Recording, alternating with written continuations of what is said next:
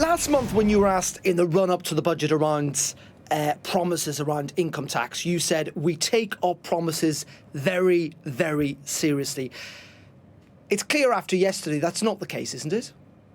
Well, I don't think it is. If you look at what we promised in our manifesto, we're very specific about the rates of income tax, national insurance and VAT that we wouldn't raise. But in particular, we made a commitment that we would always try and keep taxes on working people as low as possible. And that is what the Chancellor set out yesterday. I'm not going to shy away from the fact that we've asked people to make a bit more of a contribution, and that is very difficult. But we've also wasted no time in pulling every lever at our disposal to make life easier for people, whether it's cutting energy bills, freezing rail fares, freezing prescription charges.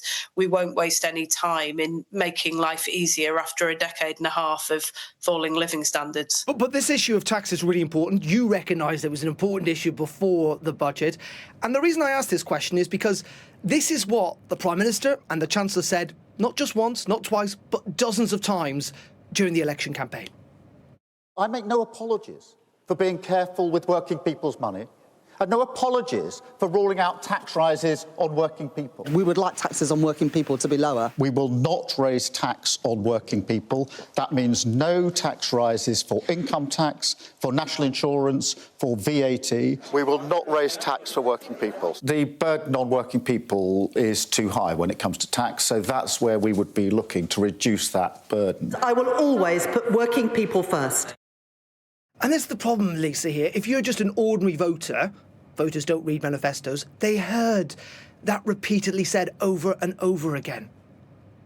Well, they did, and I think you did a fair assessment there of what we said, because the Prime Minister was being very specific about the rates of tax not rising, but he was also making clear that we think that the tax burden is too high. And hold on, Lisa, he did. That's my point here, is he didn't talk. Literally, by the way, we could play loads of these clips. He didn't in any circumstance talk about the rates. I accept it was in the manifesto, but to me, you sound like one of those, and I mean the Labour Party, those dodgy salespeople who promise you something, break the promise and say, well, by the way, you didn't read the terms and conditions.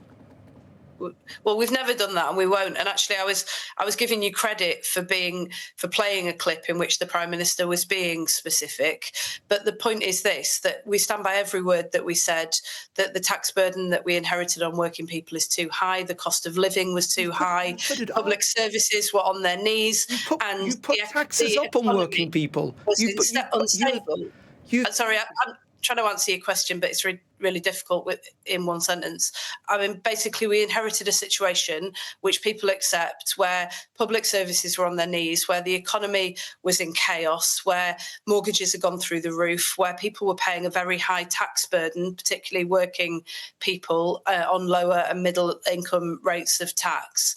And all of those things needed to be fixed. Now, I think the public would accept that we can't do all of those things overnight. But if you look at the direction of travel of this budget, we've strained every sinew to meet those commitments, Lisa, to make sure that we're bringing down the cost of living, keeping as low as possible. Most people in the run-up to the election heard time and time again that the Labour Party would not increase taxes on working people, and you have. And do you understand then why people are angry, why people distrust and dislike politicians? It's kind of in some ways the worst form of politics. It's this insane thing that you're going down to the fine detail of the manifesto to try and defend something that you know that most people at the time believed you were not going to increase their income tax. I'm not. I'm trying to answer your question, but I don't accept the premise of your question. And you can shout at me all you like, but I'm not going to accept it because it's not true. I said to you that we came into office promising change. We promised to stabilise the economy. We promised to keep taxes as low as possible on working people. We promised to cut the cost of living, and we promised to invest in our public services. I can't remember a time when a government has had to come into office to do all of these things at once. Even in 1997, 2007, last time we came into government, the economy was growing, even though public services were on their knees. When we left office in 2010, you had a situation where you'd had a global economic crash and every country in the world was struggling with public finances, but public services were in a really strong condition. We've had to deal with the perfect storm that we were left And by the that last may well be government, the case, and we're but still making the- fairer choices as we and the promised. IFS in the run-up to the election said you weren't being honest with the British public when it came to the state of the economy or what you might have to do with taxes, and we're seeing that today. Can I also just play you a clip of what Rachel Reeves said this time last year to Sky News, to Trevor Phillips, about last year's budget? There is no need to come back with another budget like this. We never need to do that again. We've now, Trevor, set the spending envelope for the remainder of this Parliament. We don't need to increase taxes further. So what, Lisa's changed in the last year that means she has had to come back for tax increases? Well, what changed was that the OBR decided to revise its forecast, not as a result of anything that this government has done, but to revise its forecast based on a reassessment of what had happened over the 14 years previously. Their assessment is that those features that we know had an impact on the British economy, whether it was the pandemic or Brexit or austerity in the very early years of 2010 and to 2015, has left a much bigger scarring effect on the economy than they previously assessed. We've dealt with that because, as the Chancellor said this morning, she has to deal with the world as it is, not as the world as we would like it to be. And that is part of the story. By the way, those forecasts were a bit better than people had thought. But let's also be honest. The main reason taxes are increasing is because the welfare bill is going up. The majority of the spending is going to be spent on welfare because your party, your government, couldn't get rid of the winter fuel allowance for millions of people. It couldn't change welfare. These tax increases are because of Labour's inability to change things within government. Well, that's not true. So you say that this is being done in order for the welfare bill to go up.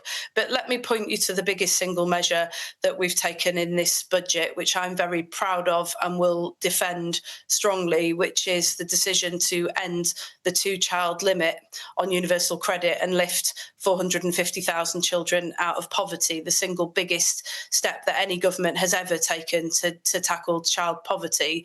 The 60% of those families are in work.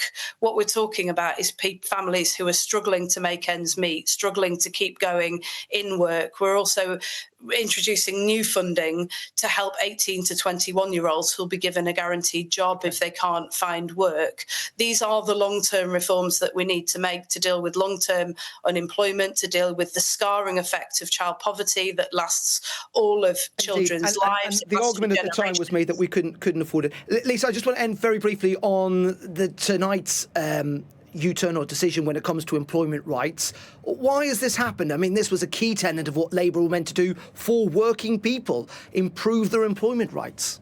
Well, that's exactly what we're doing with the Employment Rights Bill, which is the biggest upgrade to workers' rights in a generation. But as you all know, we reached an impasse in the House of Lords, and there was a genuine debate between business leaders and trade unions about the right balance to be struck. At the moment, you're not protected from unfair dismissal at work until you've been in a job for 2 years. We'd proposed that should start on day one. That now, as a result of the compromise that has been reached between union representatives and business leaders, will be set at 6 months and will be able to fulfil our promise. Tonight saying it's a shell of its former self. Well, I don't accept that. And this wasn't an agreement that was imposed. This was an agreement that was reached, as we promised we would, by consensus, by bringing people together in a room. Gone are the days where you just have arbitrary decisions being dictated from Whitehall. We're bringing the whole country together in order to improve people's rights, improve people's living conditions. I'm very proud of this budget. I'm proud of the Employment Rights Bill. And I think the whole country will feel the benefit.